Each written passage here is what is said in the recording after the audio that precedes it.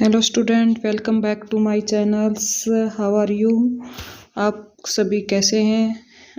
I hope आप बिल्कुल बढ़िया होंगे और आपकी क्लास से रिलेटेड जो वीडियोज आती हैं वो ज़रूर देखते होंगे। तो क्लास 7th की जैसे हमने ज्योग्राफी को कंप्लीट किया था, वैसे ही हम क्लास 7th की जो हमने सिविक्स की स्टार्टिंग की है, सिविक्स का जो फर्स्ट चैप्टर है वो कंप्लीट हो चुका है। तो आज लेकर आए हम आपके क्लास 7 से रिलेटेड जो सोशल साइंस या सिविक्स का चैप्टर 2। चैप्टर का नेम रहेगा role of the government in health. Very very important question जो रहेंगे इसके भी, और पूरा चैप्टर बिल्कुल अच्छा है। हमारा आपको पता है मोटो होता है कम समय में ज़्यादा कार्य करवाना, क्योंकि जो चैप्टर आपका 3 से 4 दिनों में पूरा होता है उस हम चैप्टर को कम से कम समय में पूरा करवाने की कोशिश करते हैं, क्योंकि हमारा मेन मोटो होता है नोट्स के माध्यम से आपको पढ़ाना, ताकि आप अपना जो चैप्टर है वो जल्दी से जल्दी कवर करके चैप्टर को आप रिवाइज कर सके। तो चलिए स्टार्टिंग करते हैं हमारे चैप्टर की। और चैप्टर के अंदर जो पहला ही क्वेश्चन आया है, what is health? Health means our ability to remain free of illness and injuries. Apart from disease, there are other factors that affect our health, such as dullness, inactivity, anxiety or being scared from long stretch of time। तो क्या बताया कि health का मतलब क्या है? हमारी ऐसी एबिलिटी, हमारी ऐसी योग्यता जिसमें हम किसी भी कमजोरी से, किसी भी चोट से क्या होते हैं, फ्री होते हैं। बहुत सारी बीमारियों से हम दूर रहते हैं। जितने भी हमारी हेल्थ से जुड़े हुए फैक्टर हैं, जैसे डलनेस है या इनएक्टिविटी है, नेक्स्टिटी है, इन सभी जो लॉन्ग जो स्ट्रेस होता है टाइम के अनुसार, इन सभी से हम क्या रहते हैं, फ्री रहते हैं। उसी को हम क्या बोलते हैं, हेल्थ। हेल्थ मीन्स यानी स्वास्थ्य। जिस चीज़ हम बीमारियों से और चोट से जो दूर रहते हैं, उन सभी को हम, वही हमारी क्या होती है, हेल्थ होती है। आगे क्या दिया गया हेल्थ के बारे में? Health care in India to prevent and treatment illness we need appropriate health care facilities such as health center, hospitals, laboratories for testing, ambulance services, blood banks, etc. These facilities can provide the care and services that a patient needs। Health care India में कैसी है? तो क्या बताया गया है कि हमारे जितने भी जो हेल्थ केयर का ट्रीटमेंट करने के लिए बहुत सारी फैसिलिटी दी गई हैं, जैसे हेल्थ सेंटर हैं, हॉस्पिटल हैं, लेबोरेटरी टेस्ट है या एम्बुलेंस सर्विसेज है या ब्लड बैंक हैं, एसेट्रा। जो फैसिलिटीज़ हैं पेशेंट की नीड्स के अकॉर्डिंग सारी सेवाएं हमारे इंडिया में उपलब्ध कराई गई हैं। तो हेल्थ केयर इंडिया में क्या है, अच्छी है, सबको अच्छी ट्रीटमेंट दिया जाता है। हॉस्पिटलों की बहुत सारी, हेल्थ सेंटर्स की बहुत सारी जो लैब होती हैं टेस्ट के लिए उनकी, और एम्बुलेंस सर्विस या ब्लड बैंक की सुविधाएं हमारे देश के अंदर हैं पेशेंट की आवश्यकता के अनुसार। क्या बताएगा? To run such facility we need health workers, nurses, qualified doctors and other health professional who can advise, diagnose and treat illness। We also need medicines and equipments that are necessary for treating patients। तो क्या है कि भाई बहुत सारी जो facilities हैं, इनके लिए जो इन फैसिलिटीज़ को हम यूज़ करते हैं, तो बहुत सारे हेल्थ वर्कर हैं, नर्स हैं, या जो क्वालिफाइड डॉक्टर भी हमारे पास हैं, जिनका प्रोफेशन ही हेल्थ से जुड़ा हुआ होता है। तो जितनी भी मेडिसिन्स जो या इक्विपमेंट्स की पेशेंट का ट्रीटमेंट करने के लिए ज़रूरत होती है, वो सभी हमारे देश के अंदर क्या हैं, अवेलेबल हैं। चाहे वो वर्कर्स हों या नर्स हों या क्वालिफाइड डॉक्टर हों या कोई भी मेडिसिन्स हो या इक्विपमेंट्स हो, पेशेंट के अकॉर्डिंग पूरी सुविधाएं दी जाती हैं। India has a large number of doctor, clinics and hospitals. Public health care system is a system of hospital and health centre run by the government। It has the ability to look after the health of a large section of its population scattered over hundred of thousands of villages। क्या बताया गया? India एक large number, यहाँ पर India के अंदर doctors पाए जाते हैं, क्लिनिक हैं, हॉस्पिटल हैं, और पब्लिक हेल्थ केयर सिस्टम क्या होता है, एक ऐसा सिस्टम जो गवर्नमेंट के द्वारा किया जाता है, रन किया जाता है, यानी गवर्नमेंट के द्वारा चलाया जाता है। ऐसी एबिलिटी जिसकी देख रेख में, यानी हेल्थ के लिए जो लार्ज सेक्शन है हमारे पॉपुलेशन का, मोस्टली ओवर 100,000 विलेज के अंदर रहता है, क्योंकि विलेज में सबसे ज़्यादा जो पॉपुलेशन पाई जाती है। आगे क्या है, however even after having public health care system the government is not able to provide proper health facility to people.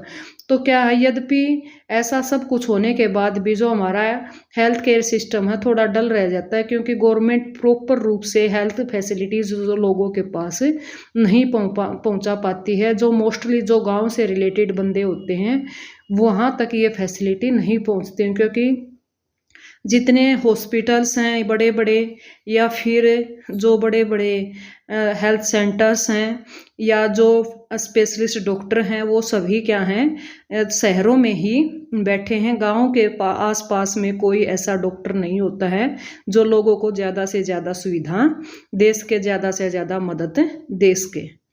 Public and private health care services the health care facilities are divided. तो क्या बताया गया है कि भी public और private health care जो services होते हैं उनको दो भागों में डिवाइड किया गया है। इनकी दो कैटेगरीज कौन कौन सी हैं, एक होती है पब्लिक हेल्थ सर्विसेज और दूसरी होती है प्राइवेट हेल्थ फैसिलिटीज़।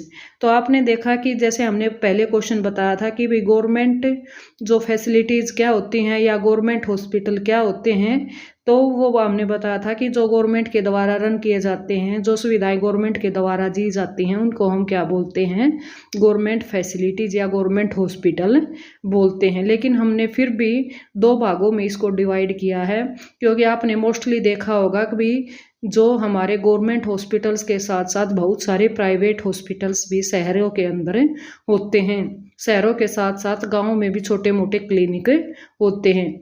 तो मोस्टली जो पैसा कमाने का जो कार्य करते हैं वो कौन करते हैं, प्राइवेट हेल्थ केयर सेंटर करते हैं।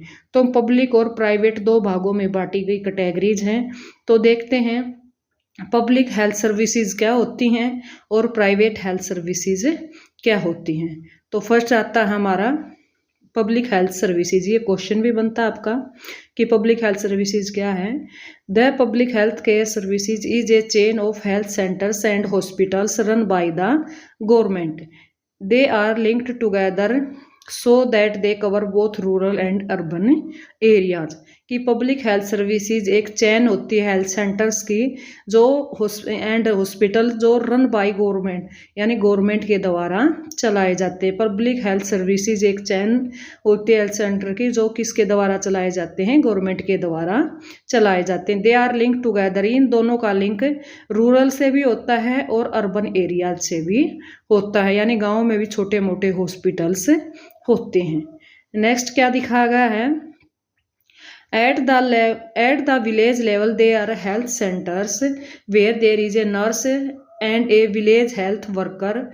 They are trained in dealing with common illness and work under the supervision of doctor at the primary health center. Such as center cover many villages in rural areas. कि जो village level पे जो health centre बनाए गए हैं उसमें कौन कौन अवेलेबल होते हैं, एक तो नर्स होती है और एक विलेज हेल्थ वर्कर्स होते हैं। एक डॉक्टर होता है जो ट्रेंड किया जाता है, जो कॉमन बीमारियां होती है जैसे बुखार है या सिर दर्द है या उल्टी आना या दस्त लगना, तो इस तरीके की जो बीमारियों के लिए ट्रीटमेंट उसको जो लोगों को देता है, तो वो कॉमन बीमारियों से ट्रेनिंग लिया हुआ क्या होता है, डॉक्टर होता है। इन प्राइमरी हेल्थ सेंटर इसको हम क्या बोलते हैं, पीएचसी की कई बार फुल फॉर्म आती है, तो आपको याद रखना पीएचसी का मतलब क्या होता है, प्राइमरी हेल्थ सेंटर। तो ये सारी जो सुविधाएं हैं, इस तरीके की सुविधाएं जो बहुत सारे विलेज में दी गई हैं।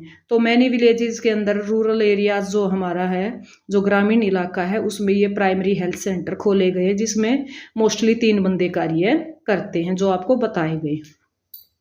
Eight the district level there is a district hospital. क्या बताया गया है कि डिस्ट्रिक्ट लेवल पर क्या होता है, एक डिस्ट्रिक्ट हॉस्पिटल होता है। That supervise of the whole health centre. Large cities have many government hospitals and also specialised government hospital.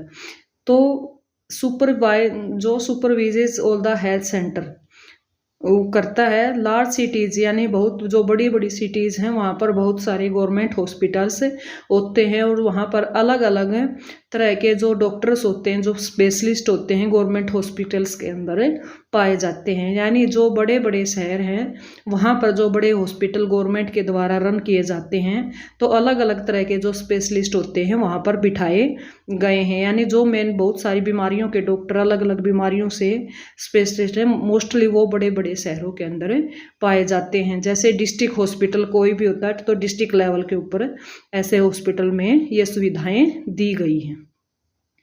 आगे क्या बताया गया है हमारा, the health services is called public. जो हेल्थ सर्विसेज होते हैं उनको हम क्या बोलते हैं, पब्लिक सर्विसेज बोलते हैं। For many reasons as mention below, तो ये इसके बहुत सारे रीजन हैं जो नीचे दिए गए हैं। The government has establish hospitals and health center for everyone. The medical facilities are provided at a low cost so that poor can also seek treatment. तो क्या बताया गया भी, जो गवर्नमेंट जो हॉस्पिटल्स एस्टैब्लिश किए गए हैं या हेल्थ सेंटर बनाए गए हैं वो प्रत्येक आदमी के लिए होते हैं। जो मेडिकल फैसिलिटीज़ होती हैं जो प्रोवाइड की जाती हैं वो बिल्कुल लो कॉस्ट पे होती हैं गवर्नमेंट जो हॉस्पिटल्स होते हैं उनके अंदर, ताकि जो गरीब से गरीब आदमी भी क्या करवा सके, अपना हर बीमारी का ट्रीटमेंट अच्छे तरीके से करवा सके। तो ये मेडिकल फैसिलिटी जो प्रोवाइड की गई हैं लो कॉस्ट पे, तो पुअर से पुअर आदमी के लिए, जो गरीब से गरीब आदमी है वो अपना इलाज अच्छी तरीके से करवा सके। लेकिन ये फैसिलिटीज़ दी गई हैं मोस्टली इस तरीके का जो केयर बिल्कुल कम होती है जो प्राइवेट हॉस्पिटल के बदले जो पब्लिक हॉस्पिटल होते हैं उनमें। नेक्स्ट क्या दिया गया है, the function of public health services is take action to prevent the spread of disease such as TB, malaria, jaundice या कोलेरा, डायरिया, चिकुनगुनिया एसेट्रा। जो पब्लिक हेल्थ सर्विसेज होते हैं मोस्टली जो एक्शन लेते हैं किसी भी जो स्प्रेड जो डिजीज़ होती है, यानी जो बड़ी फैलने वाली जो डिजीज़ है उसके ऊपर। इनमें से जो बीमारियां मोस्टली दी गई हैं जैसे टीबी की बीमारी है या मलेरिया की बीमारी है या जूंडिस है या कोलेरा है या डायरिया है या चिकुनगुनिया जैसे जो बुखार हैं, इनके ऊपर क्या की जाती है, इस बीमारी के ऊपर यानी मोस्टली ये बीमारी वहाँ पर ट्रीट की जाती हैं। तो ये हमारे जो प्राइवेट की बजाय जो पब्लिक हेल्थ सर्विसेज में मोस्टली जो रन किए जाते हैं, जो बीमारी कॉमन रूप से पाई जाती हैं, उन बीमारियों का ज़्यादा से ज़्यादा देखा गया है और उनके बारे में सोचा गया, उनका ट्रीटमेंट ज़्यादा स्प्रेड रूप से भी किया जाता है। तो देखते हैं नेक्स्ट क्या बताया गया है, the government must safeguard the right to life of every one person according to our constitution. It is the primary duty to the government of ensure the welfare of the people and provide health care facilities to all. The government must safeguard, जी government के लिए सबसे must है कि हर बंदे को right to life का अधिकार दिया गया, प्रत्येक बंदे को अकॉर्डिंग टू आवर कॉन्स्टिट्यूशन की, हमारी कॉन्स्टिट्यूशन के अंदर राइट टू लाइफ का जो हर बंदे को अधिकार दिया गया, और गवर्नमेंट की प्राइमरी ड्यूटी बनती है कि भाई उसके अंदर, उस देश के अंदर प्रत्येक सिटीजन को अच्छे से अच्छा ट्रीटमेंट दिया जाए, उसकी हेल्थ का पूरा ध्यान रखा जाए, जितनी भी हेल्थ केयर जो फैसिलिटीज़ होती हैं हर कॉमन बंदे को, हर पुअर बंदे को पहुंचाई जाए, ताकि कोई बंदा बिना ट्रीटमेंट के क्या उसकी बीमारी का इलाज ना हो, ऐसा नहीं होना चाहिए। हर बंदे के पास अच्छा ट्रीटमेंट पहुंचना चाहिए। हर गवर्नमेंट के लिए ये पहला स्टेप होना चाहिए कि जिस देश में क्या होगा, हॉस्पिटल और एजुकेशन, यानी जो हॉस्पिटल फैसिलिटीज़ या एजुकेशन फैसिलिटीज़ फ्री होती हैं वो देश सबसे ज़्यादा तरक्की करता है, क्योंकि लोगों को सबसे ज़्यादा जो पैसा खर्च होता है वो किसके ऊपर होता है, हॉस्पिटल फैसिलिटीज़ के ऊपर होता है और एजुकेशन के ऊपर होता है। और हमारे देश में ये दोनों चीज़ ही महंगी हैं, क्योंकि यहाँ सबसे ज़्यादा जो पैसा खर्च किया जाता है वो या तो हॉस्पिटलों की सेवाओं के लिए, यानी किसी भी बीमारी का इलाज बहुत महंगा होता है। अगर कोई भी बीमारी एक इंसान के पास आ जाती है तो गरीब आदमी के अंदर उसका इलाज करवाना बहुत बिल्कुल नामुमकिन साबित हो जाता है। और ऐसा ही एजुकेशन में होता है, क्योंकि गरीब जो बच्चे होते हैं उनके पास अच्छी शिक्षा पाना बहुत ही मुश्किल कार्य होता है। वैसे कहने के लिए इंडिया के पास अच्छी फैसिलिटीज़ हैं, लेकिन गरीबों की पहुंच से वो दूर हैं। नेक्स्ट है प्राइवेट हेल्थ फैसिलिटीज़। अब आते हैं हम प्राइवेट हेल्थ फैसिलिटीज़ पर। अब तक हम किसके बारे में पढ़ रहे थे? पब्लिक फैसिलिटीज़ के बारे में पढ़ रहे थे जो गवर्नमेंट ने हमें दी हैं।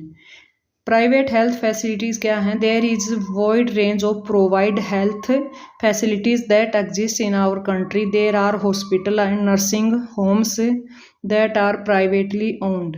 Private health facility are not on control by the government. Patient have to pay a lot money of every services that they use.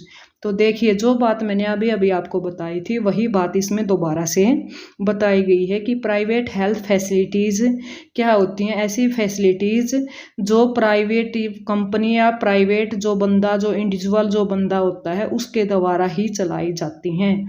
इसमें गवर्नमेंट का कोई हाथ नहीं होता है। और प्राइवेट फैसिलिटीज़ हमारे देश के अंदर सबसे ज़्यादा हैं, क्योंकि प्राइवेट जो हेल्थ फैसिलिटीज़ हैं वो गवर्नमेंट के कंट्रोल में तो होती नहीं। तो इसलिए जो भी पेशेंट होता है जो प्राइवेट हॉस्पिटल्स में अपना इलाज करवाता है तो उनकी सर्विसेज जो होती है बहुत महंगी होती है। बहुत सारे जो पैसा उनको अपनी बीमारी का इलाज कराने के लिए हर पेशेंट को देना पड़ता है, यानी उनको टू पे ए लॉट ऑफ मनी, बहुत सारा पैसा पे करना पड़ता है, तब जाकर उनको जो प्राइवेट हॉस्पिटल्स की जो सेवाएं होती हैं वो उपलब्ध होती हैं। और ऐसा करना हर बंदे के बस के बात नहीं होती है। हर गरीब बंदे के पास ऐसी सुविधाएं नहीं हैं, इतना पैसा नहीं होता है कि वो प्राइवेट जो संस्थाएं हैं, जो प्राइवेट जो हॉस्पिटल्स हैं उनकी सेवा ले सके। लेकिन फिर भी हमारी गवर्नमेंट को पता है कि इतना पैसा ये लोग लूटते हैं, लेकिन फिर भी कोई स्टेप गवर्नमेंट इनके खिलाफ नहीं उठाती है। अपनी मन मर्जी का ये पैसा लोगों से लेते हैं किसी भी बीमारी का इलाज करने के लिए। तो नेक्स्ट देखिए हमारा क्या आया है, health care and equality is advocate health care available to whole. कि हेल्थ केयर एंड इक्वालिटी यानी हेल्थ केयर और इक्वालिटी जो समानता है वो क्या है? हेल्थ केयर अवेलेबल है हर प्रत्येक बंदे के लिए, या इस चीज़ के बारे में हम विचार करते हैं। वैसे तो मैंने आप सभी को पहले ही बता दिया है कि एक हमारे इंडिया में जो पैसे वालों का जो ट्रीटमेंट होता है वो आसानी से प्राइवेट में हो जाता है, लेकिन गरीब बंदा प्राइवेट अफोर्ड नहीं कर सकता तो उसका ट्रीटमेंट नहीं हो पाता है। तो क्या बताया गया है कि in India private services are increasing fast but public services are the same. कि इंडिया में जो प्राइवेट सर्विसेज हैं वो इतनी फास्ट बढ़ रही हैं जितनी कि हम मान भी नहीं सकते, लेकिन जो पब्लिक सर्विसेज है वो आज तक क्या रही है? सेम रही है। There is no increase in the public service. जो पब्लिक सर्विसेज जो हॉस्पिटल जो सेवाएं हैं उनके अंदर कोई इंक्रीज नहीं हुआ है। So people have access to mainly private services. The cost of private service is very high. Some private service incorrect practice to earn more money. तो क्या बता, जो मैंने बात आपको पहले ही बताई है कि गवर्नमेंट की सेवाएं तो नहीं बढ़ रही हैं, लेकिन प्राइवेट जो सर्विसेज हैं जो सेवाएं हैं बहुत तेज़ी से बढ़ रही हैं। और इसलिए लोग क्या कर रहे हैं, जो मेनली अपनी बीमारियों का इलाज कराने के लिए उनके पास कोई रास्ता नहीं है, वो सीधा प्राइवेट सर्विसेज लेने के लिए जाते हैं। और जो प्राइवेट सर्विसेज बहुत ही हाई होती हैं, इसलिए जो प्राइवेट सर्विसेज इनकरेक्ट यानी एक गलत तरीके से क्या करती हैं, पैसा कमाने की चाहती हैं और इतना पैसा कमाती हैं कि एक दिन का उनको पता भी नहीं कि वो कितने करोड़ों रुपया या लाखों रुपये एक दिन के अंदर कमा लेती हैं। तो फिर भी हमारी देखिए इंडिया के अंदर ये सबसे गलत बात है कि एजुकेशन वाले और प्राइवेट हॉस्पिटल वाले और प्राइवेट स्कूल्स वाले सबसे ज़्यादा पैसा कमाने का जो इनका धंधा है ये इन्हीं का है। क्योंकि अगर हर माँ बाप अच्छा स्कूल चाहता है, हर पेशेंट अच्छी फैसिलिटीज चाहता है अपनी सेहत के लिए, और हमारे इंडिया में ये दोनों चीज़ें बिल्कुल महंगी हैं। क्योंकि गवर्नमेंट स्कूलों का लेवल आज भी वही था और पहले भी वही था, और वैसे ही जो पब्लिक जो हॉस्पिटल्स हैं उनका भी जो शेड्यूल पहले भी वही था और आज भी वही है। इसलिए प्राइवेट संस्थाएं सबसे ज़्यादा फायदा उठा रही हैं। For a middle class family medical expense cause hardship, for the poor every illness in the family is cause of great anxiety and distress, the expense of illness make their situation even worse. तो middle class जो family के लिए जो medical expense होते हैं, जो को hardship, बिल्कुल उनको कहने का मतलब है वो बिल्कुल मुश्किल से उनको गुजारा करना पड़ता। फॉर द पुअर्स के लिए यानी गरीब लोगों के लिए, जो प्रत्येक जो बीमारी है हर फैमिली के लिए एक ग्रेट डिस्ट्रेस का कारण, ग्रेट एनेक्सिटी का कारण बनती जा रही है। Illness make their situation even verse, और जिस बीमारी ने बहुत सारे लोगों की जो सिचुएशन थी, जो आर्थिक दशा थी, उसको बिल्कुल ख़राब कर दिया। यानी लोगों ने जो मोस्टली जो लोग बीमार होते हैं और बीमारी के लिए अपना जो इलाज प्राइवेट में करवाते हैं, क्योंकि पब्लिक हॉस्पिटल्स में सारी सेवाएं नहीं होती हैं, इसलिए इलाज कराने के लिए कहाँ जाते हैं, प्राइवेट हॉस्पिटल्स में जाते हैं। और उनकी वजह से उनको इतना खर्चा देना पड़ता है कि उनकी आर्थिक दशा, जो उनकी सिचुएशन है, वो और भी ख़राब हो जाती है। और मोस्टली जो ये एग्जाम्पल लिया गया है ये मिडिल क्लास फैमिली का लिया गया है। तो हमारे देश में आपको पता चला कि किस तरीके से हमारे देश में कि प्राइवेट और पब्लिक हेल्थ सेंटर्स में कितना अंतर है। आगे देखिए हम क्या बताते हैं। व्हाट कैन बी डन, हम क्या कर सकते हैं। It is the responsibility of government to provide quality health care services to all its citizen, specially the poor and the disadvantage. It is important to work on public health facility as well as on basic amenities in order to improve the health situation of our people. Let's us take 2 example of understand these in a better way. तो क्या बताया गया है कि भाई हमारी government की इतनी रिस्पॉन्सिबिलिटी बनती है कि वो अच्छे से अच्छे हाई क्वालिटीज़ के हेल्थ केयर सर्विसेज प्रत्येक सिटीजन को दे, स्पेशली रूप से जो लोग पुअर हैं, जिनके पास अच्छे आय के साधन नहीं है, उनके लिए important public health services facility basic जो उनके लिए अच्छी होती हैं वो ज़रूर उनके अंदर इम्प्रूवमेंट कर सके, ताकि हेल्थ सिचुएशन हर पीपल की अच्छी हो, हमारे देश के जितने लोग हैं सबकी हेल्थ अच्छी हो। इस तरीके से अगर हम एग्जाम्पल्स के माध्यम से इसको समझ सकते हैं तो ये हमारे लिए और भी बेटर वे होगा कि हम हमारे देश में कितना और अच्छा इम्प्रूवमेंट कर सकते हैं हेल्थ केयर फैसिलिटीज़ के मामले में। तो हमारी गवर्नमेंट को भी ये पूरी सुविधा लोगों को देनी चाहिए कि वो प्राइवेट सर्विसेज लेने के बजाय पब्लिक सर्विसेज ले, ताकि लोगों की जो सेहत का अच्छी तरीके से ध्यान रख सके, क्योंकि जो बीमार आदमी होंगे वो सेहत के बारे में पहले सोचेंगे और देश के बारे में बाद में। जिस देश के लोग पढ़े लिखे हैं, अच्छे हैं, वो देश के बारे में सोचते हैं। अब हम एक एक्सपीरियंस लेते हैं केरला गवर्नमेंट से। The Kerala experience in 1996 the Kerala government allocate 40% of the total Kerala budget to the panchayat. This made is possible for a village to make sure the proper planning was done for water, food, women development and education. Health care center were also improve. तो आप सभी को पता होगा हमने केरला का examples क्यों लिया है, क्योंकि केरला हमारे देश में एक ऐसा स्टेट है जहाँ पर सबसे ज़्यादा पढ़े लिखे नागरिक हैं और सबसे ज़्यादा जो हेल्थ केयर फैसिलिटीज़ देखते हैं तो वो लोग सबसे आगे हैं, इसलिए केरला का एग्जाम्पल्स लिया है। ये क्यों एग्जाम्पल लिया है, क्योंकि 1996 में केरला गवर्नमेंट ने 40% जो बजट है वो किसको दिया था, ग्राम पंचायत को दिया था, क्योंकि उनको पता था अगर हमने अच्छे तरीके से अगर पूर्ण रूप से हमारे स्टेट का विकास करना है तो वो गांव से उसकी स्टार्टिंग हो सकती है। लोगों को प्रॉपर प्लानिंग के अकॉर्डिंग क्या होना चाहिए, अच्छा पानी मिलना चाहिए, अच्छा खाना मिलना चाहिए और वुमेन डेवलपमेंट होना और एजुकेशन होना बहुत ही ज़रूरी है। और हेल्थ सेंटर भी क्या होने चाहिए, गाँव के स्तर पर इम्प्रूवमेंट होना चाहिए। अगर लोग ठीक होंगे, लोगों को अच्छा खाना मिलेगा, अच्छा पानी मिलेगा, अच्छी जो वो औरत्स को जो वुमेन्स हैं उनको अच्छा उनका विकास होगा, अच्छी सुख सुविधाएं मिलेंगी, उनको अच्छी पढ़ाई मिलेगी, तो वो उससे हमारे स्टेट का जरूर विकास होगा। और हेल्थ सेंटर जो उनके अंदर भी क्या किया जाए, इम्प्रूवमेंट किया जाए, हर फैसिलिटीज़ गांव तक पहुंचानी चाहिए। तो ये केरला का एक्सपीरियंस रहा। अब सेकंड एग्जांपल देखते हैं, ये हमारे देश का एग्जांपल था। दूसरा एग्जांपल लिया हमने कोस्टा रिका, एक जगह है, तो उस जगह का, तो Costa Rica approach, Costa Rica is considered to be one of the healthiest countries in Central America. तो several years ago Costa Rica took decision not to have an army. तो क्या माना गया है कि कोस्टा रिका एक country रही है कहाँ की, सेंट्रल अमेरिका की सबसे हेल्थीस्ट कंट्री है।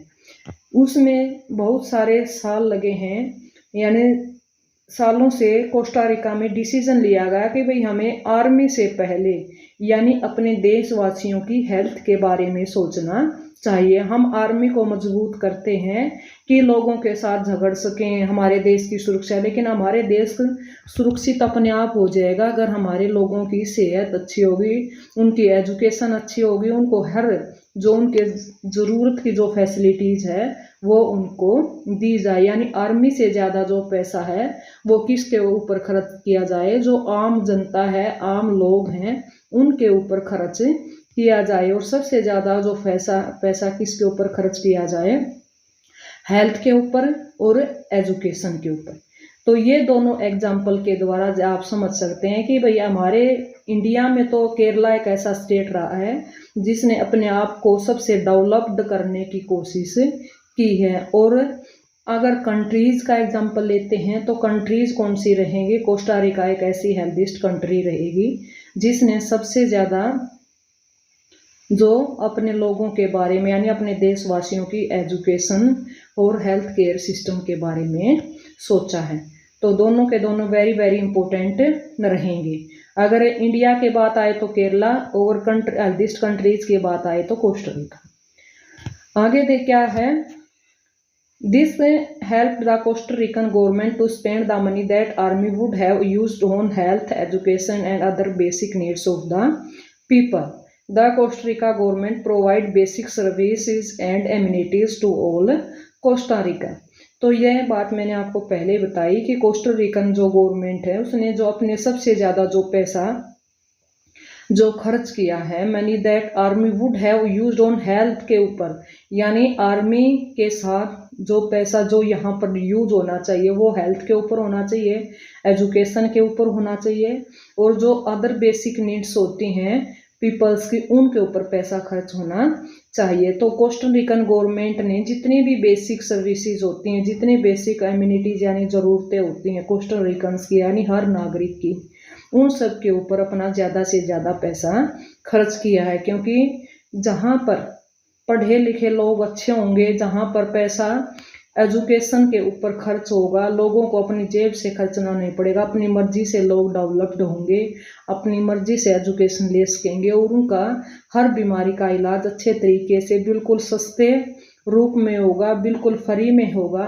तो वो लोग सभी अपने देश के बारे में सोचेंगे, अपने देश के डेवलपमेंट के बारे में सोचेंगे, अपने देश को डेवलप्ड करने के बारे में सोचेंगे।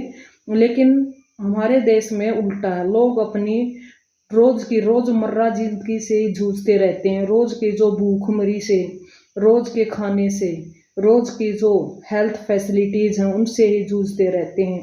तो इस तरीके से आदमी अपनी एजुकेशन के बारे में सोचे, या अपनी हेल्थ के बारे में सोचे, या अपने फूड के बारे में सोचे, या फिर अपने देश के बारे में सोचे। तो आप ये खुद डिसाइड कर सकते हैं कि आदमी की जो पहली ज़रूरतें खुद की होती हैं, अगर उसकी ज़रूरतें गवर्नमेंट अच्छे तरीके से बिल्कुल फ्री में पूरा कर देती है तो वो गवर्नमेंट के लिए हर सुचारू रूप से अपने आप ही तैयार रहेगा गवर्नमेंट की सेवा करने के लिए, देश की सेवा करने के लिए हमेशा अपने आप को तत्पर रखेगा। तो चलिए आगे देखते हैं और क्या बताया गया है इस चैप्टर में। वैसे आई होप आपको चैप्टर जरूर समझ में आ रहा होगा। अगर आपको चैप्टर में कोई डाउट रहता है तो आप कमेंट करके बता सकते हैं, कोई भी आपको डाउट लगता है। तो देखते हैं अब इस चैप्टर के जो क्वेश्चन है वो किस तरीके से एग्जाम्स के माध्यम से पूछे जा सकते हैं। तो फर्स्ट क्वेश्चन देखिए हमारा क्या आया है। What is a district hospital. तो डिस्ट्रिक्ट हॉस्पिटल आप सभी जानते होंगे कि जिला का हॉस्पिटल क्या है। वैसे ये पहले भी आया है ये क्वेश्चन आपको जब चैप्टर पढ़ाया जा रहा था। ए district hospital typically is the major healthcare facilities in its region with many beds for intensive care. It comes under the secondary level of care.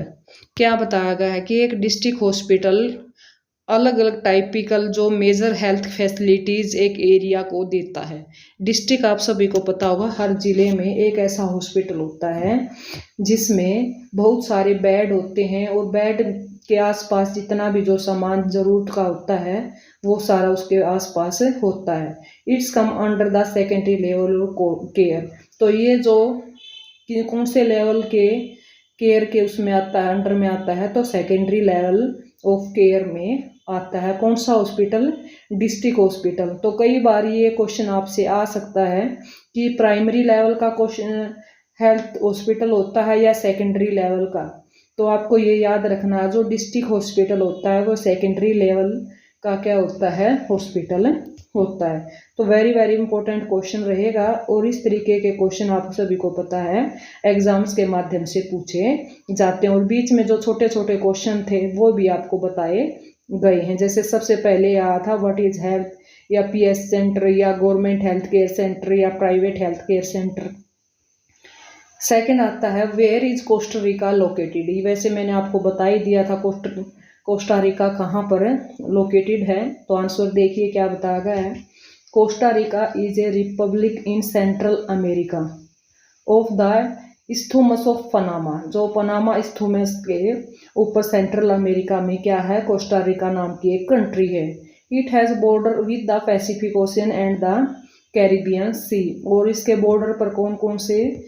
एक तो है पैसिफिक ओशियन और दूसरा क्या है? कैरिबियन सी। तो आप सभी को पता है कोस्टारिका क्यों पूछा गया है? क्योंकि ये वर्ल्ड की सबसे हेल्दीस्ट कंट्री है जो सेंट्रल अमेरिका के ऊपर है और जो पनामा इस्थुमस के ऊपर है। और इसके बॉर्डर किस किस के साथ टच करता है? पैसिफिक ओशियन के साथ और कैरिबियन सी के साथ। तो वेरी वेरी इंपॉर्टेंट क्वेश्चन रहेगा हेल्थ केयर जो वाला जो आपका चैप्टर है उससे रिलेटेड। तो नेक्स्ट क्वेश्चन देखते हैं हम। हमारा जो नेक्स्ट क्वेश्चन आता है वो क्या रहेगा। तो क्वेश्चन वैसे तो आपको समझ में आ रहे होंगे कि क्वेश्चन फर्स्ट क्या है, सेकंड क्या है, और जो हमारे इंटरनल क्वेश्चन थे वो चैप्टर के अंदर से आए हैं। अगर इंटरनल की भी आपको जो वीडियो अलग से चाहिए तो आप कमेंट करके बता सकते हैं। अगर कमेंट ज़्यादा होंगे तो हम आपके लिए ज़रूर कोशिश करेंगे कि इंटरनल वीडियो आपकी क्वेश्चनों की बनाई जाए नोट्स के साथ साथ। तो नेक्स्ट क्वेश्चन देखिए हमारा क्या आया है। What are the function of a primary health center. कि प्राइमरी हेल्थ सेंटर के कौन कौन से फंक्शन होते हैं, वेरी वेरी इंपॉर्टेंट रहेगा। तो फर्स्ट पॉइंट आता है मेडिकल केयर, सेकंड पॉइंट क्या आता है? Maternal child health care, third आता है सेफ वाटर सप्लाई, फोर्थ आता है प्रिवेंशन ऑफ लोकल एंडेमिक। तो आप सभी को पता प्राइमरी हेल्थ सेंटर में मेडिकल केयर यानी सारी सुख सुविधाएं होनी चाहिए। माता और बच्चे का ध्यान रखने के लिए अच्छी तरीके से देखभाल होनी चाहिए। सबके लिए सेफ वाटर सप्लाई होना चाहिए। अगर कोई लोकल एडेमिक आ जाती है यानी कोई बीमारी आ जाती है तो उसका समाधान किस तरीके से किया जाए। तो ये हमारा health care centre primary health center के अंदर सारी चीज़ें आती हैं। आई होप आपको सारे क्वेश्चन आपका चैप्टर जो सेकंड रहा क्लास 7 से रिलेटेड सब कुछ समझ में आ गया होगा। अगर आपको पूरा चैप्टर क्लियर हुआ है, अगर कोई डाउट नहीं है, अगर डाउट है भी तो आप कमेंट करके बता सकते हैं। तो प्लीज़ जाते जाते आपसे रिक्वेस्ट है चैनल को लाइक ज़रूर करें और अपने दोस्तों को शेयर करें ताकि 2-3 दिन में जो चैप्टर कंप्लीट होने वाला है वो आपका 30 से 35 मिनट में कवर हो गया है। तो जाते जाते अपने चैनल को सब्सक्राइब ज़रूर करके दें ताकि आने वाली जो वीडियोज़ हैं उनकी नोटिफिकेशन आपको मिल जाए और आपका काम जो कई दिनों का होता है वो जल्दी से जल्दी आसान तरीके से कंप्लीट हो जाए। तो चलिए मिलते हैं आपको फिर से आपकी नेक्स्ट चैप्टर के साथ, नेक्स्ट चैप्टर की वीडियो के साथ। चैप्टर नंबर 3 रहेगा सिविक्स से रिलेटेड। तो आज तब तक के लिए आप सभी को नमस्कार। आप सभी का बहुत बहुत धन्यवाद।